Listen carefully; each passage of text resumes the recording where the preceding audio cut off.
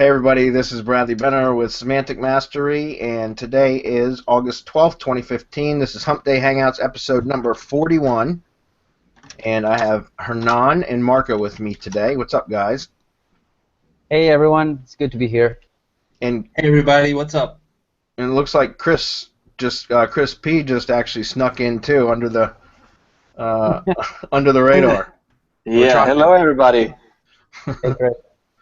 He almost made it in without us without me acknowledging him, but so anyways, today we have Marco. You said I should go ahead. Should I just go ahead and mention it now, or what, man? Yeah. Let's go, man. All right. They've been waiting. Our much anticipated RYS Academy is ready to launch. 99.5% ready to launch. That last 0.5% fell squarely upon my shoulders, and I was unable to get it completed prior to 4 p.m. today. So everybody wants to be mad at me because it's not available just yet. We're going to delay the launch probably about 18 hours so that I can put the finishing touches on my end of it, and then we're going to basically launch it tomorrow. But it's going to be a big one, guys, so hopefully everybody that is anticipating that can hold off for another 18 hours, and if not, well, I don't know, go jump off a cliff or something. I don't know what to tell you. So where can we find the announcement? I'm sorry? Where can people find the announcement, or like the launch? Well, that's a good question. We're going to mail it out to our list, obviously. Most everybody that attends these on a regular basis is a subscriber anyways. If you are not, then just go to our website, semanticmastery.com. Make sure you opt into our email notification list. You'll get a pop-up when you visit the site. Just opt in, you'll get emailed out. Plus, we'll post it via our Facebook group, our Google Plus communities. We'll probably send it out, post it to our personal streams as well in Google Plus, so you'll be able to find it. And I think we can also add a description, timestamps, once we launch it, as a big link on the video description for this event, so you will find it anyways. Yeah, that's correct. That's right. You guys can just come back to this events page, just like what Hernan just said, tomorrow after it's launched, and the link will be here as well. So, but I'm sure you guys will be able to find it, so no worries there. So with that, is there any other announcements, Marco, or do you want to put any more spin on it, or what? No more spin. Just expect. I mean, I think you're gonna get a whole lot more than what you expect, guys. That's all I can say. I've been working on this for at least 9 months, and I've had other people working with me for 4 or 5 months now, and so it's working. It does what it does. It does what we say it does, and it will do for you what we say it does. I mean, that's all I can say. Yeah. The SEO time machine. That's it. So it's pretty freaking exciting, and what's great about it is this has been a Marco project. Marco and then one of our members have partnered with him on that, and had very little to do with me, and it's an outstanding product. So I'm very, very proud of you guys. And anyways, we'll get into that more once it launches tomorrow. We're going to have lots of webinars about it and everything else. So with that, let's go ahead and get into some questions today. We'll take the screen. And make sure you guys can see me. Somebody just let me know. Yeah, we can see it just fine. Yeah, we got the screen. All right, so John Webenhorst says, can you discuss the ranking of Web 2.0 properties as a way to get quick results for a client while doing the work to rank a website, which can take longer? Can it just be a matter of blasting Web 2.0 properties with something like GSA? It can be, John. I find that to be less effective now unless you're really skilled with the tool than it used to be. I mean, it used to be you could just set up a Web 2.0 and hammer it with all types of spam, basically throw the kitchen sink at it, and it would rank. But you got to be a little bit more careful now. But yeah, essentially that's still the process. If you have, especially if you've got, make sure there's good content on the Web 2.0, number one. And then if you have the, access to higher quality links, whether that's a PBN, some of your own PBN sites, or SAPE links is another great source for that sort of thing. You can push a few powerful links over to that Web 2.0, and then also use spam, and then sprinkle some social signals in there. Typically, you'll be able to get it to rank. However, That said, what I would suggest doing is doing a search for the keyword that you're trying to rank for in Google, and then checking out and seeing which Web 2.0s are nearest the top of the search results, and then using those platforms, because so it's interesting, but some keywords you'll be able to rank, like let's say a Rebel Mouse page, very, very easily, and other keyword, and then but you won't be able to rank a WordPress.com page for whatever reason. But then there might be another keyword where you can rank a Tumblr property very easily. And so what I use is just Google to see if there's other Web 2s that are coming close to page 1, whatever's near the top. Doesn't have to be page 1. I just go back couple pages and try to find which Web 2.0 sites are showing up in the search results, even in the first few pages, and then build out properties on those types of sites. That makes sense. Yeah, and I've seen that, as just to add what you're saying, Bradley, I've seen that good quality links, or if you're trying to rank a Web 2.0, I would suggest that you piggyback on the authority, but you treat it as a money site or as a landing page. So I would undergo the same process that you would with a money site, with a regular website of yours, but a combination of high-power links like PBNs or SAPE with some contextual backlinks from GSA and FCS Networker usually do a lot of damage. So you may want to go that way, John. Combine them both. That's the point. Essentially, treat it like it's a money site, but you can be more aggressive with it. Yeah, definitely, because you're piggybacking on the metrics of the main money site. So on the main domain. So yeah, basically that's the way to go. But I would treat it, content-wise, and it's gonna get traffic, and it's gonna get visitors, and it's gonna make you sales. So treat it well in terms of content and call to actions and design, But then again, you can rank it first, and then move on to designing it. So. Yeah, I found that the content side of things is very, very important. So make sure that you're just doing high-quality content. Length seems to be a considerable factor now, and as far as in my testing. So more content is better than less content. That's important. Put several images on there if you can as well. I found that to be helpful as well. If you put multiple images in there, a video if possible, if you've got something that's related, or a video that you already have available, then that helps. So to make it like a rich media post, that has a big, especially with Web 2.0s, they seem to perform a hell of a lot better when you have rich media content on them, and good content too. I'm not talking about garbage. So yeah. And you can embed a lot of stuff. Lately, you can embed tweets. You can embed Google Plus posts. You can embed. I like Storyfy, for example, because it will allow you to embed a lot of stuff on it. Mm-hmm. So you can embed that. You can embed SlideShares, Google SlideShare or slideshares.com. You can embed that, and that will be rich media, and interactive media. And also outbound authority links that are related. They help a lot to rank. So curated content is perfect for that, John. And you being a mastermind member, you have access to our Curation Mastery course. Follow the training in that course to create content for your page that you're trying to rank. Use curated content, preferably the curated portions of it from websites that have high traction, high social activity, usually typically authority sites anyways. They're going to be 100% relevant content. So do that, and don't be afraid to link out. I mean, again, you're going to be using it as kind of a traffic generation tool while you're ranking the client's website. But if you're putting useful information, just remember to no follow and outbound and to target equals blank. So open link a new tab when you set up the curated links, so that you don't, the visitor, if you're able to rank that page and then the visitor comes on it and they click on one of those outbound links, you don't want it to open in the same tab, because then most of the time people will never return back to your site.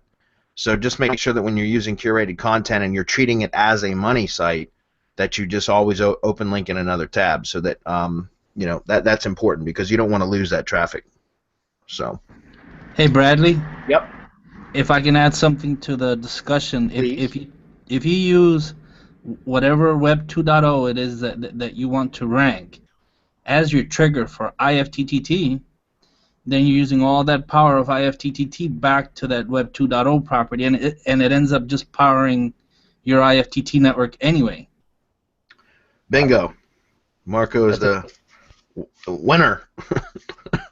You're absolutely right. But seriously, I mean, if you've got John, if you've already got your client's your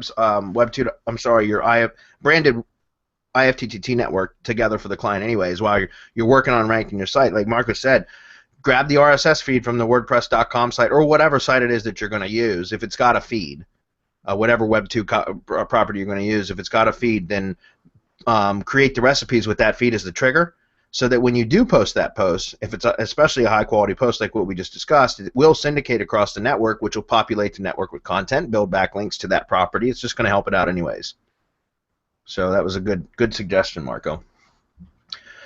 Okay, Brian Lichtig, he says, when submitting curated content for your Tier 2 links in IFTTT, wouldn't you be submitting duplicate content? You may have mentioned it before, but I may have missed it. When submitting curated content for your... I'm not sure what you mean. Also, when posting to the Tier 2 links, the only thing that leaves a backlink to your site with curated content is stuff like Blogger, Twitter, Tumblr, and maybe a few more that allow HTML. Yeah, Brian, that's correct. When you're doing Tier 2 links, remember the only anchor text link that you're going to get back to the original source is going to be from the attribution link that should be part of your main money site RSS feed if you're using the Yoast plugin, or you use our RSS plugin, which creates that attribution link and inserts it into the feed items. Or if you're doing Tier 2 links, when you're setting up your related content triggers, you got to check the RSS feed, and this is specifically mentioned at the beginning of Advanced Strategy Webinar number 3, because that wasn't mentioned in the training, and one of our students had grabbed other people's feeds and started posting content to their second-tier networks without an attribution link. And so you can't just assume that all RSS feeds have an attribution link. You need to check them. Just go to Firefox, check the RSS feed of the related content feed, and look and see if it's got an attribution link coded in. If it does not, then you need to do that manually within IFTTT. It's easy to do. You just code in an attribution link into the recipe, and then that way you're creating the attribution, and that's the legal way to do it. Otherwise, you are posting duplicate content, and you can get copyright infringement notices. It's happened, so you just got to be real careful with that. But as far as submitting duplicate content, I'm not sure what you mean by that, because if you're syndicating content with an attribution link, it's not duplicate content. That is what causes it to not be duplicate content. You're citing the source. You're republishing content, but it's not duplicate content. So I think you're maybe a little bit confused on what duplicate content is. And again, the whole point of the attribution link is so that it's not duplicate content. And I've said this 100 times at least, and I'll say it again. It's like a press release. When this press release gets picked up from its original publisher, whoever originally publishes the press release, and then the press cables come by and pick it up, and it gets distributed and gets republished 350 times. It's the same damn content. There's no spinning. There's nothing that makes it unique. It's the same exact content with a link back to the original source, which is the original press release publisher. Okay? And that's not duplicate content. It's because it's citing the original source. That's what the whole attribution link is about. Curated content, same thing, guys. It's when you use other people's content to curate, to create your own. There are some rules, and we cover them very precisely in the Curation Mastery training. But there are some rules that you should abide by, some rules of thumb, some guidelines. But other than that, you're free to use other people's content, provided that you cite them. You cite the source. Okay, and by well, you should. If you're borrowing their content, you should give them credit for it. And it's very powerful for SEO, anyways. Okay. Yeah. Authority outbound links. They will help you rank better. Yep. So it's important to use them. That's why I like, for example, Twitter embeds, because usually they'll get an outbound link that's an authority. So, but yeah, they will help you rank better. We don't want you to be linking out to competitors, and by all means, but go ahead and link to authority sources. And I use Google News a lot to find authority sources to link to, and well, they will help you rank better, and your links will also index faster that way. Yeah, and it increases your trust flow, and topical trust flow. Okay, and that's interesting. But doing outbound linking to relevant related content sources that are of high quality, high authority, and high topical relevance will actually increase your trust flow, your flow metrics as well.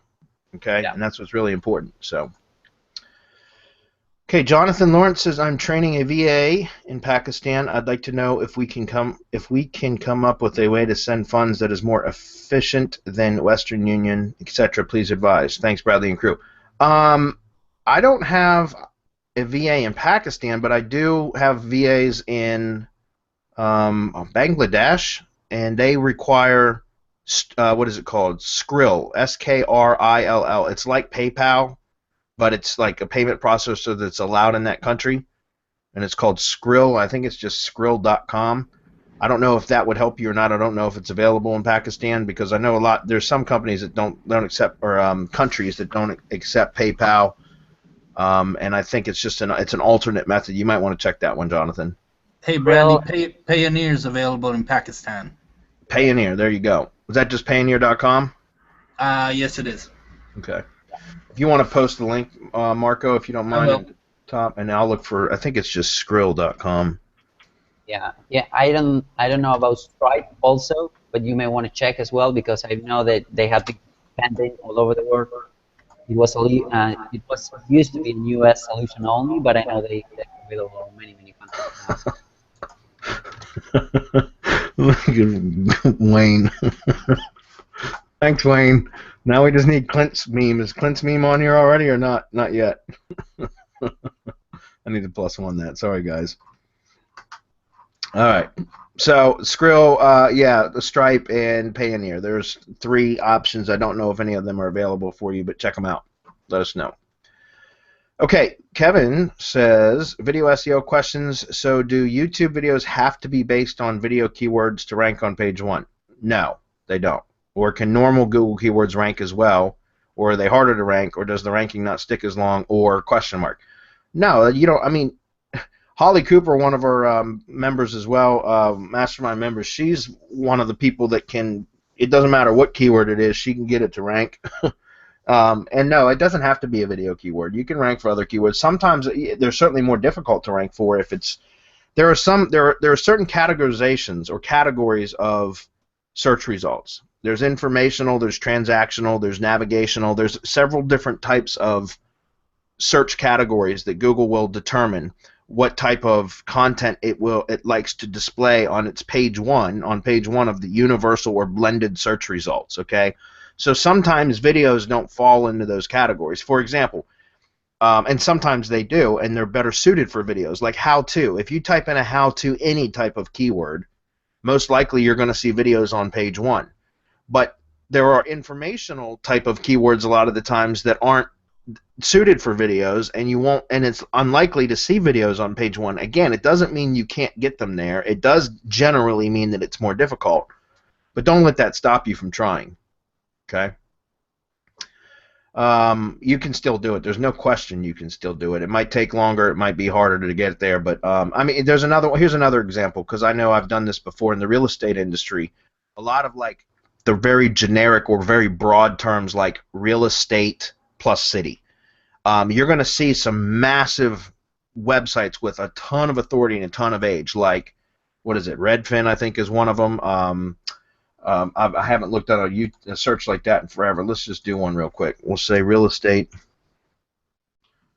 and I'll point some of these out. Let's see, real estate. I can never type and talk, guys. Excuse me for a moment. Let's just say Fairfax, VA. I use that all the time anyways as an example. But if we take a look here, guys, Zillow, Realtor.com, Trulia, Homes.com. I've got my search settings set to like 100 results, so it's not going to show page 1 or whatever. But you guys can see these are all massive, really high authority websites. It's very Redfin's. There's Redfin there. Century 21, Weichert, Zip Realty, Remax. It's very difficult to rank a video for a very broad term like real estate Fairfax, VA. It's not that it can't be done. I've done it, but it takes an enormous amount of work relative to ranking for a longer tail, more specific type term that would be further along in the buying cycle anyways. What I mean by that is somebody looking for just real estate Fairfax, VA, that could be it's a very broad search query. In other words, they could be looking for a realtor, they could be looking to find out information about available real estate, they could be looking for it covers such a broad area. It's not very narrow. It's not very specific. So, even if you were to be able to rank for a phrase like that, how well would that traffic convert?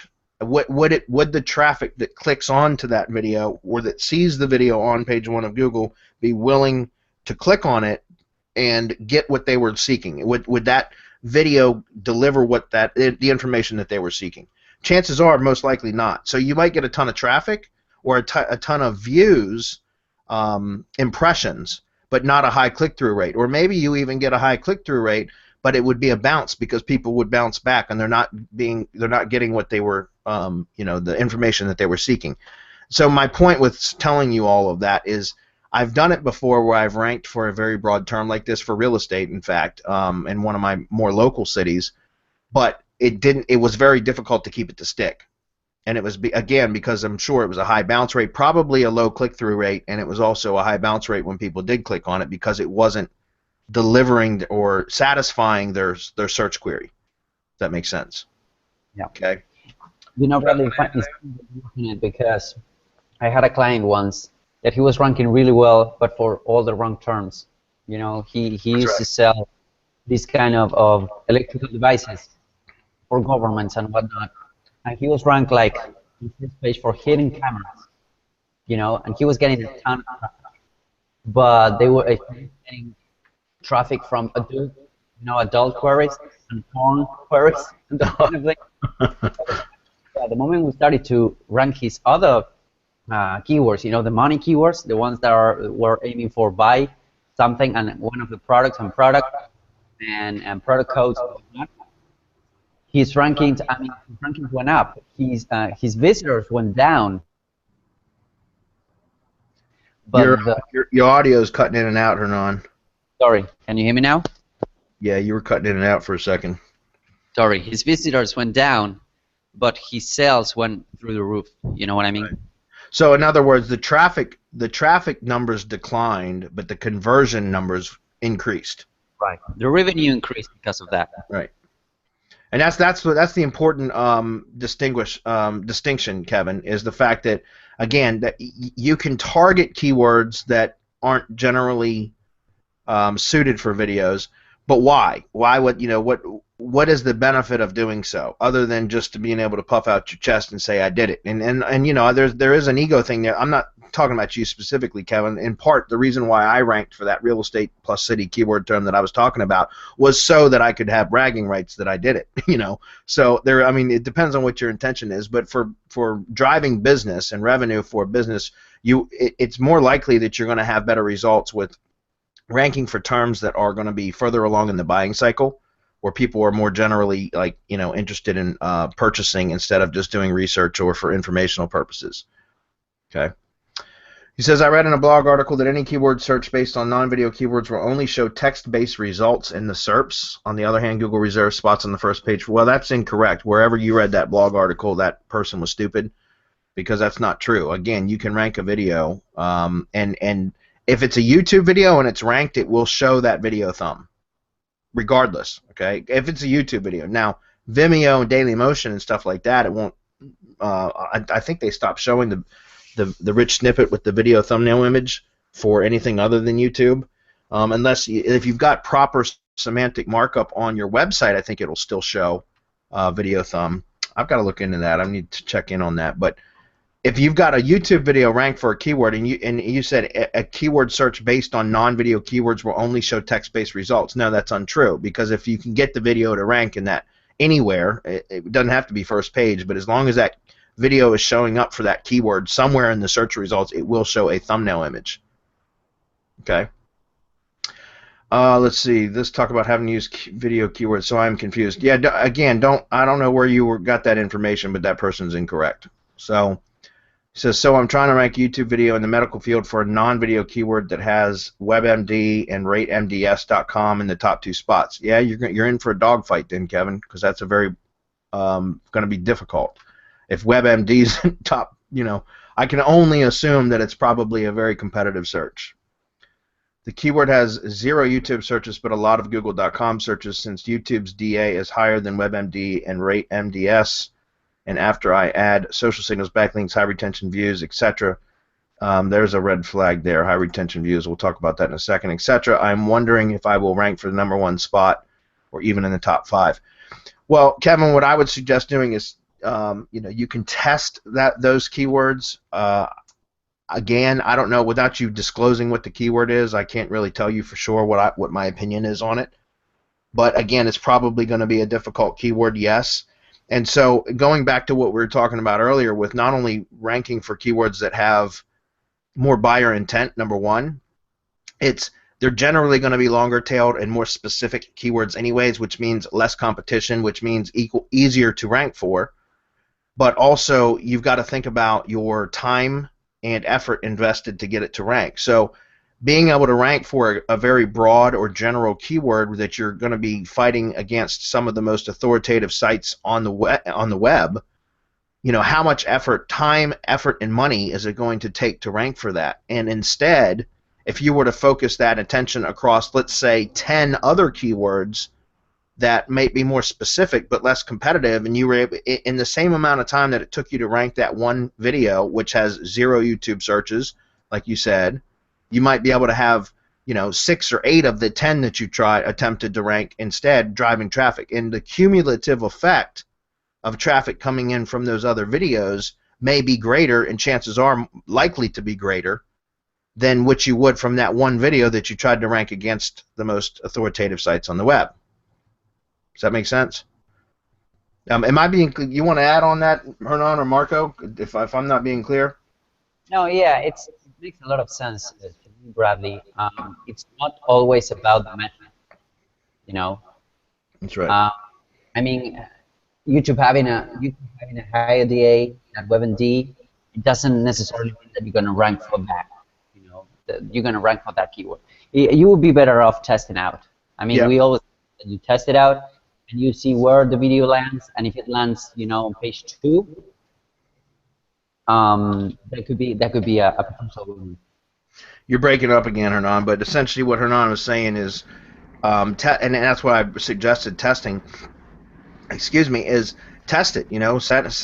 Try to target that keyword with a video, optimize it properly, send it out across a network if you have one. If you don't, why not? Why don't you? But seriously, send it out. Do whatever tools you have at your disposal. Send some backlinks to it. Blah blah blah. See where it lands within the first 2 weeks or so. If you can get it to page 2 or something like that, then you have the chance, at least a fighting chance, to get it to page 1. But I don't know that you're going to displace WebMD or RateMDS.com. Again, I'm not sure. So my personal opinion is when I look at things like that, I instead advise the client that that's not the best option for using video. And instead I educate them on, hey, instead what we should do is look, we should target these other keywords, and here's why. And I explain to them what essentially just explained to you. What I would add, Bradley, is that he's misinterpreting the metrics. Yeah. Because even though YouTube has higher domain authority than WebMD and RateMDS, that doesn't mean his channel is going to have higher domain authority. And then it's not even the domain authority that he has to worry about, is the trust flow that's being generated by WebMD and RateMDS, and also the topical trust flow. So if that's not there, you're not going to outrank them no matter what you do. That's right. Lastly, the last part of this that I just want to touch on is it says high retention views. I don't recommend you buy views, even those people that when you're buying spam views, they're spam views. Even if the spam view provider was savvy enough or conniving enough to put high retention in front of their spam view service, because just high retention views are still spam views nonetheless, and I don't recommend doing that because YouTube's algorithm is smart enough now where it knows and it can delete your video and put a strike against your channel. I've had it happen, and so I don't recommend you buy views anymore at all. If you need to get views to your video, then there's a couple ways you can do it. You can go join search, click, watch groups, which there's plenty of them. We have one. It's called Video SEO Support. It's a Google Plus community. Just go to Google Plus, search for communities, Video SEO Support, and ask to join. I'll approve you. You can go to Facebook. There's a big one in Facebook. where you can ask other people, and it's just like our group, you can ask other people to go search and click and watch your video, which will be natural, real human views. You can hire microtask workers from places like Mechanical Turk or shorttask.com or microtask.com. Those are different microtask workers or services where you can pay like 8, 10, 12 cents, whatever per view, and get real people to click through and watch the video. Okay, that's another option. You can use something like crowdsearch.me. There's a couple other ones that are out now, like serpify.me, I think, is another one. Where you can get real views. Those are essentially just crowdsourced microtask workers anyways, so those are real views. And lastly, you can set up YouTube ads, AdWords for YouTubes, and get views that way. And then you're 100% white hat because you're actually using Google and AdWords and paying on a pay-per-click basis for pennies per click, guys, to get real human visitors, real human views, targeted views too, because you set up your targeting options. So it's no longer spam views. And I know for a fact that when you start spending money on pay-per-click or AdWords for YouTube, it will improve the SEO of that video as well.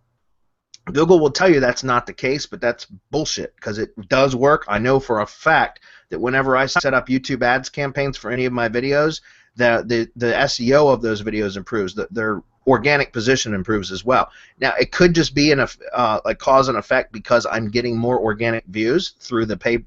I'm getting more real human views because of the pay-per-click marketing. But regardless of what the effect, what the cause is, the final result is I end up getting placed higher in the organic search results for having an AdWords campaign set up for that video. And we're talking pennies per click, guys, anywhere between like 1 cent to like 15 cents per click. It's dirt cheap. You can set up a small budget, $1 or $2 per day, just to get some natural views that way. And I don't recommend buying spam views at all anymore. Okay? All right, we'll move on. Mervin says, I have a few questions. Before logging into my various YouTube accounts, I take the precaution of using CCleaner to clean my cookies, and I use private browsing. I recently read an article that advocated the additional use of browser add-ons to get rid of advanced cookies like EverCookie. Do you use Firefox? Yeah, well, we teach, Mervin, inside the IFTTT Silo Academy, SEO Academy, to use the Firefox add-on. It's called Proxy Tool. You can see that in my Firefox here, which I always clean in between sessions. I always go to history, clear recent history. I make sure that I have these. And this is all in the IFTTT SEO Academy in the setup section, which is like, I think, course number 2. So it's like very, very elementary. This is something that just, as an SEO, you should be doing this on a regular basis in between searches and other kinds of things just to protect your ass. But essentially, you just go to Firefox, clear your history, clear now, all cache and cookies. Then this is a Firefox add-on called Proxy Tool. And if you search for Firefox extensions or add-ons or whatever it's called, Proxy Tool, you should be able to find it. I think the guy's name's like Robert Rader or something like that, the developer. Then from here, if you right-click that little icon down there, you can see that there's a Remove EverCookie button. You click that, you'll see it'll take a couple seconds, and then it'll say EverCookie are cleared right here. Lastly, there's a Flash cookie. You can remove Flash cookies. Okay, and so I always recommend that. Now, last thing you want to double check, guys, is go to whoer.net, WHOER.net, and you can take a look, and it will show you your IP. One thing you want to look for is what's called WebRTC right here. Okay, if you see an IP here, then that means which by default WebRTC is enabled. So you have to go in and turn it off. And because otherwise you're gonna leak your IP even if you're using proxies. So I recommend that you disable WebRTC, and the way you do that is in Firefox. You just go to about:config.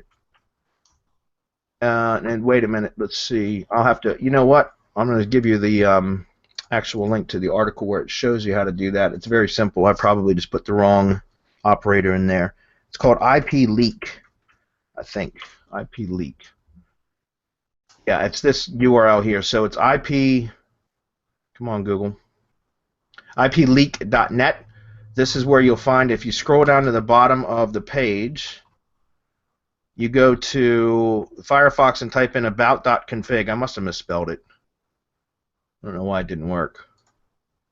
Anyways, about.config, and in the address bar, scroll down to the media.peerconnection.enabled, double click to set it to false, and that will turn WebRTC off. Here, I'll drop the link on the page for you guys. It's very important. Make sure you do that because otherwise you're leaking your IP anyways, even if you're using proxies. All right, so back to the questions. Keep moving. Article Buddy Pro apparently produces copyscape unique articles by altering the prepositions in the HTML code. Would you use these unique articles in the descriptions of multiple videos in the same niche? If not, why would you use them for your backlinking sites? I'm not sure what you mean by that, Mervin. Do you guys understand what he's asking there? No, he'll only need to read. Multiple video. If I'm doing multiple videos in the same niche, I'll tell you I use Keith Goodwin's service. I've said this again a million times, but I'll be happy to share it again because it's a good service. He is one of our mastermind members or master class members anyways. But this is an outstanding service. If you're going to be doing a bunch of videos and in one niche, then I recommend using this, which is superspunarticle.com. Again, Keith Goodwin owns and operates this. For $69, you get a super spun article that can be used on. I've used it on almost 1,000 videos before on the same channel in the same niche, and that channel is still alive and well and ranking like crazy. I used it with Hangout Millionaire, so I just mass produce videos and publish them to the channel, and I use these super spun articles for those kind of campaigns, and it works really, really well. They're really well spun articles, and you can get. I mean, like I said, I've used on up to 1,000 videos, and never had an issue. So let me paste this on the site. It's totally worth the money. You know, I don't recommend that you use cheap spun articles. I recommend that you go with the higher quality services if you're going to be using spun articles, because otherwise you're just going to get yourself into trouble. I realize there is a risk in redirecting your associated website annotation link in your videos. What precautions could you take to mitigate the risk of Google closing your account? Don't do that. That's the what precautions could you take? You don't do that, Mervin. Honestly, don't do that, because if Google sees that if YouTube discovers that you're doing a redirect from your annotation link to another domain, they will terminate your account. Okay, so don't do that, because if you're going to put work into your YouTube account, you want to keep it. So what I recommend is that you always put up a bridge page. If you're trying to sell affiliate products, whatever the case may be, put up a page on your domain of the associated website of your channel, and then put a description and a link over to the final product that you wanted to take the people to anyways. Give them a reason, though, like an explanation. Put an autoplay video on that page or something that explains why they're on that page, and that, hey, they can get to the product by clicking the button below. Something like that. Because that's legal. You're directing traffic back to your associated domain. But you do not want to do a 301 redirect from your domain, your associated website domain, off to another web property, because you will get your account terminated if they discover it. Okay? I assume that a custom YouTube video thumbnail can be an image that is not in the video itself. Is that correct? Yes, Mervin, absolutely. In fact, I use the custom video thumbnail as kind of like a mini billboard. That's where I put my call to action for like local videos, like lead gen videos and stuff like that, so that when they show up in the search results, it's a very, very big phone number, because I don't put the phone number in the title tags anymore. That's spammy, and I've known people that have had their accounts terminated, and we can't figure out why, other than the fact that they had phone numbers in the title tags. And I know people will debate that with me. That's fine, do what you want. I don't. I put phone numbers in the thumbnail image, the custom thumbnail image, so that it's really, really big. And so it's like it's a call to action. Okay. Okay, Jane, Bradley for president. +1 that. No, I wouldn't want that job. Can you discuss the present industry findings that silo categories are proving way more effective in rankings than subdomain structures, as was noted in the recent Moz Whiteboard Friday, subdomain versus subcategories? Well, I haven't seen that, Jane, so I can't really comment on the discussion from Whiteboard Friday. Rand Fishkin, I'm sure, did it, but I haven't seen that, so I can't really comment on that. I prefer the subdomain method regardless of what that says, because it protects my domain, and it keeps it from, in case any of my subdomains were to catch a penalty, then my other subdomains would still be okay. If you're using subfolder structure and that sort of thing, then basically if you catch a penalty on what's essentially your root domain, then your entire site will suffer from it. And so I prefer the subdomain method for everything that I do, because it protects my main money site from potential harm. Okay? Yeah, sorry, Bradley, but I think we are also using both of them, silos and styles for intra-site and subdomains structures as well. So we're kind of using the best of both worlds. Yeah, I agree. We silo our subdomain sites too. There's no question. But I'm pretty much assuming from her question though that she's talking about, for example, if you're going to set up, let's say you're going to set up a local site and you're going to cover multiple cities with a local site, would you put the cities in separate silos on one domain, or would you put the cities on subdomains? And I still silo out my subdomains, yes, but they're still separated by subdomains so that if any one of them was to catch a penalty, it wouldn't affect the others. Does that make sense? I know you know what I'm talking about, but I think the way that she framed the question, Hernan, was that if one's a siloed type site, instead of having a bunch of different subdomains, having all of those in separate categories on the site, the main site itself, which in my opinion, yeah, I'm sure it probably is effective. I'm sure it is, but I wouldn't know because I find that that's a bit risky. It's leaving yourself open to trouble down the road. Yeah. Is buying an aged YouTube account worth bothering with? Yeah, it can be. Yeah, you can. If it's an aged YouTube account, they tend to rank better and faster. So, if so, how can you really check the credibility of a purchased aged account, being that trust flow and citation flow work with websites, but there is no obvious gauge to measure YouTube channels? I'm pretty sure. Can't you test YouTube channels? I'm pretty sure you can. Yes, of course you can. Yeah, I'm pretty sure you can go to Majestic, pop the channel in there, and it'll give you a trust flow, citation flow for the channel. Yeah, I thought so. The problem is when you use the bulk trust flow checkers and the free checkers, they'll give you the metrics for YouTube rather than the specific channel. But you can check the channel, you can check the playlist, you can even check the YouTube, the video. Yeah, I'm going to check ours right now. Live on the call. Let's see what happens. Very low for the URL. That's interesting because we have a ton of videos on here too, but I don't know if we do any linking to the actual channel, but I don't know. That's interesting. But yeah, I mean, see, it does show trust flow and citation flow metrics. We can fix that in a couple of days. Yeah, I know we can. A couple of days. Put that on the to-do list. We'll have it fixed by the end of the week. We'll have that shit up to 40 trust flow by the end of the week. RYS Academy guys, you should be salivating for that because we've got proof we can pump trust flow to 40 plus in a matter of what, 3 days. So okay, if you have a page that auto updates regularly. Oh, I'm sorry. To finish her question, how do you really check the credibility of a purchase aged account? Well, I don't know, honestly, other than to take a look at the metrics, if there are any. Because remember, an aged account doesn't mean that it ever had any activity. It just means that it was created and has been sitting around, collecting dust. In other words, but I would check metrics. If you can't really gauge it by looking at metrics, then I guess you really just have to have a a level of trust in the provider. And they could be selling you a bunch of crap, but I don't know. You'd have to test it and see. Test a purchased aged account against a new account and see if you get better results with the purchased aged account, and then that would probably be your litmus test. Okay. If you have a page that auto updates regularly, how do you know which version can or may affect your ranking positively or negatively? Should you be indexing a page every time an update is triggered? No, because the page will be recrawled anyways. Again, no Trump, we want Hump Day. I'm not sure what you mean by an auto update regularly. How do you know which version can or may affect your ranking positively or negatively? Should you be indexing a page every time an update is triggered? I'm not sure what you mean by that, Jane. I mean, I guess go ahead, Hernan. No, maybe if he has an RSS feed on Fiverr or something. Yeah.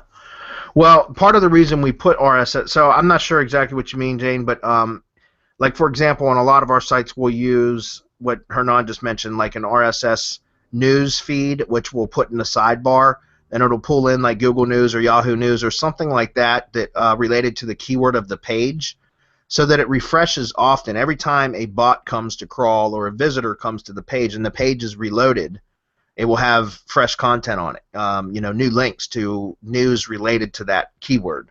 And so it's very effective because it keeps the bots coming back, and it also produces new content, even if a very small amount. But every time that the page gets recrawled, it's got new content on it, right?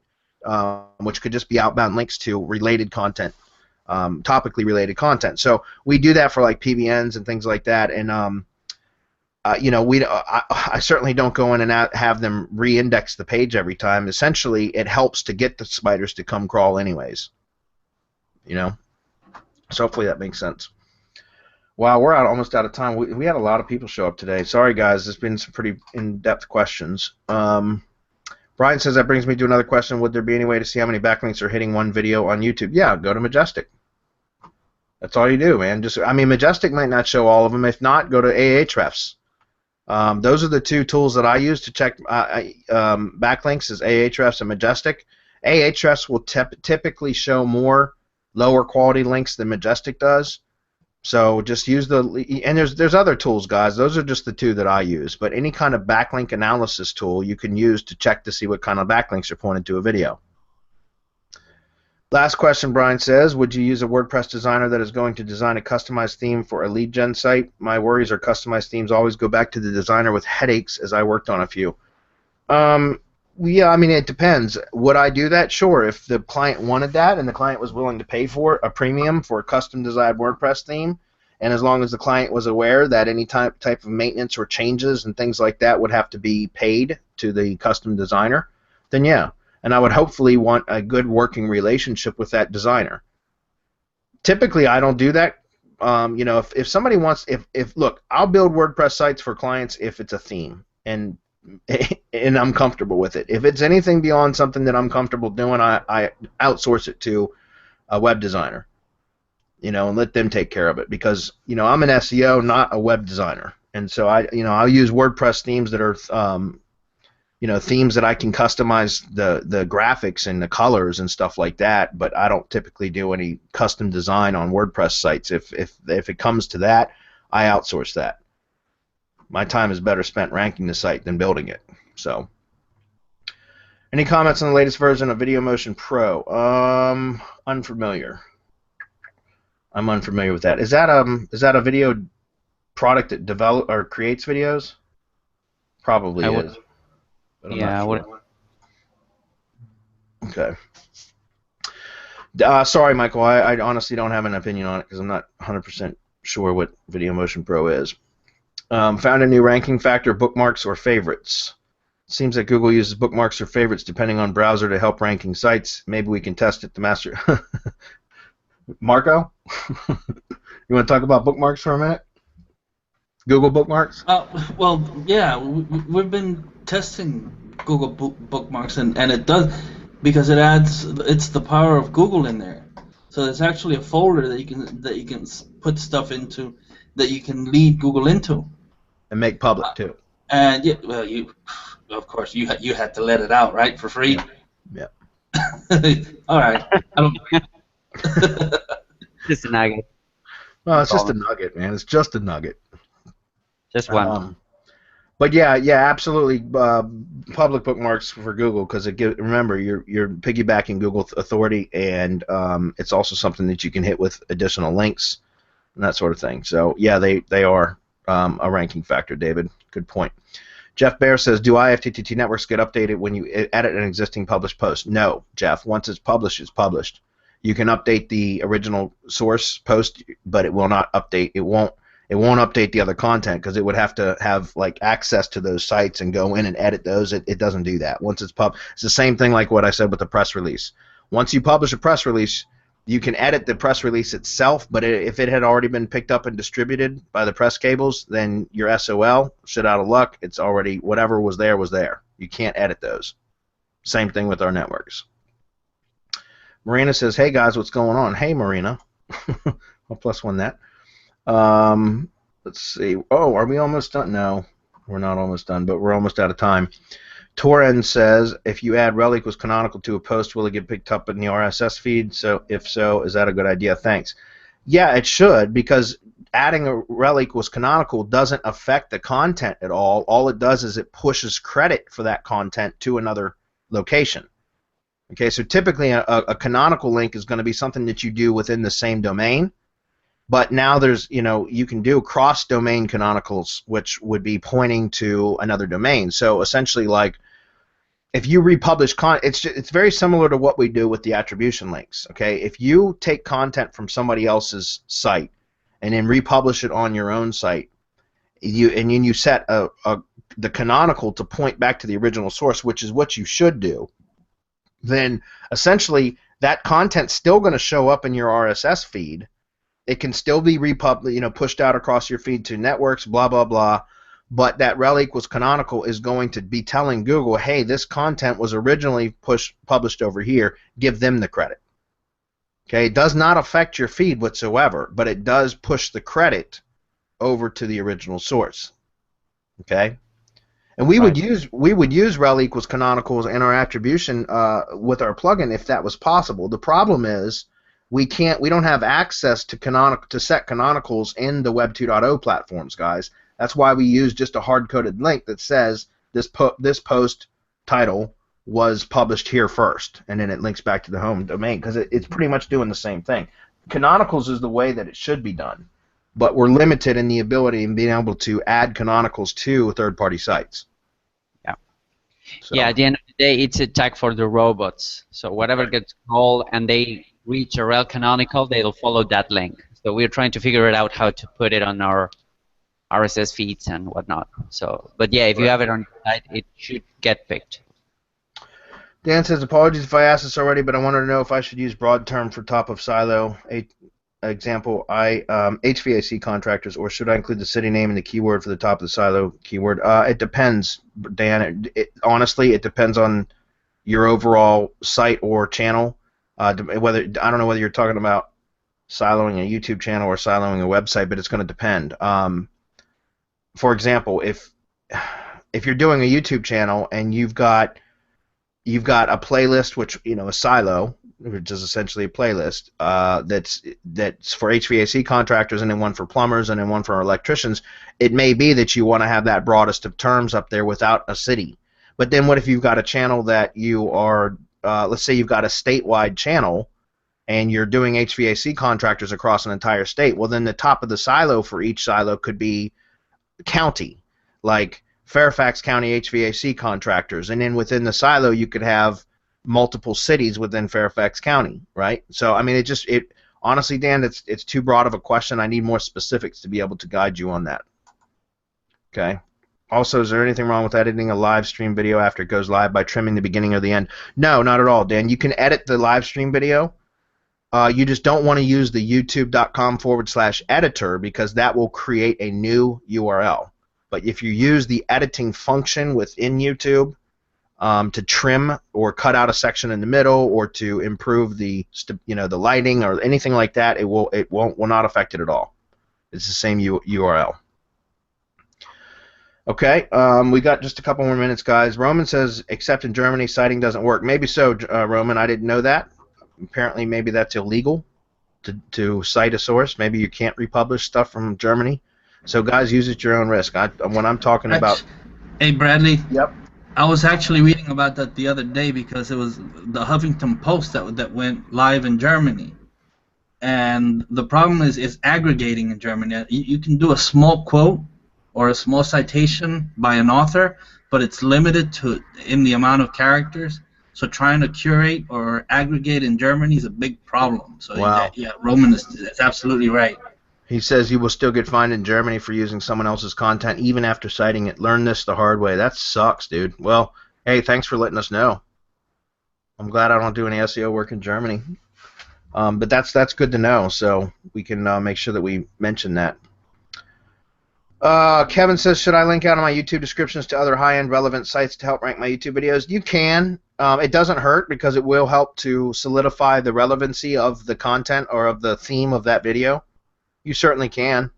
I typically don't really. I mean, I usually don't, but it's not for any particular reason. It's just I usually just don't do it. But yeah, it's not going to hurt. Okay. All right, we got there's Ken's joining in the fray with. That's awesome. That's from. Is that Mr. Deeds? Or no, that's Billy Madison. That's from Billy Madison. Yeah, Adam Sandler. Okay, quote of the day, that person was just stupid. Yep, Jacob, I'll +1 that. Vimeo and Daily Motions do show thumbs, Jason. Okay, maybe they do. I could swear that I had some videos that were not, they were just showing the text link, and I thought I had read somewhere that Google stopped showing rich snippets for other video sites, but maybe they're showing them again, so I'll take your word for it. All right. Do 2 more questions, guys, and we're done. So these 2 are it. Let's see. Caesar Cabo says, I'm new, so excuse the simplicity of these questions. Generally speaking, can you rank a lead gen site on page 1 for easy to moderate keywords for local area service business using only IFTTT networks, or do you still need a PBN, press release, etc. links? Thanks. Yeah, you can. You absolutely can with IFTTT networks. Here's how you do that. If you set up your IFTTT networks properly, and then you get on a regular and consistent blog publishing schedule, where you're targeting long-tail keywords, you have your site set up in silo fashion, and you do internal linking from the blog posts up to your pages that you're intending to rank, and you do that on a consistent and regular basis, yes, you can absolutely rank a local site using nothing other than your IFTTT networks. It will take some time, and you have to be consistent with your publishing. Now, the level of which the frequency of publishing will depend on the competition level. It also depends on the type of niche you're in, so on and so forth. But, for example, for contractor-type sites, posting once or twice per week is more than sufficient, and but being regular and consistent. So set up a schedule where it's like every Tuesday and Thursday, for example, you post a blog post. Doesn't have to be an elaborate post. If you use curated content, you will see better results quicker. Plus, it will reduce your content needs because you're using curated content. You can outsource that. But if you set that up to where it's done on a regular basis, then you absolutely will be able to rank for that. And again, it's going to depend on the competition level, the keywords, and that sort of thing. But I've got dozens of sites that I have ranked that's pretty much the only SEO work that is done to them is just consistently is just the blog posting. Okay, it does work. Greg says, yes, and I wouldn't use a service that makes articles like that as they are the same articles but only changes code behind it. Yeah, I agree with that, Greg. I think earlier question where they said it changes the prepositions or something, I think that's just like modifying HTML to make them unique and not the actual structure of the article, and that's easily detectable by algorithms now. So Greg is 100% correct with that. Okay, guys, we got to wrap it up. It depends. Wayne's on fire today. Look at that. My face on it depends. Great. That's good. That's great, guys. If you tag this photo now with my name on it, then if somebody ever does a Google search on my name, that's going to show up in the Google images. Bradley Benner with Depends undergarments. All right, Wayne. +1, +1. I can't +1 more than once. I know a couple of tactics in RYS Academy to rank it. Yeah, right. If we apply the RYS Academy tactics to it, that's going to be all over the damn place, right? Thanks, Wayne. All right, guys. Appreciate everybody being here. This was absolutely a good Hump Day Hangout. There was a lot that we went over, so we will see everybody else on Masterclass in just a few moments. Mastermind tomorrow as well, and we're going to be launching RYS Academy tomorrow. If you want to be notified of it and you're not already on our mailing list, go sign up, semanticmastery.com, and you'll get the notification tomorrow when it goes live. So thanks, everybody. Get ready. Yep. Bye, everybody. See you. Bye.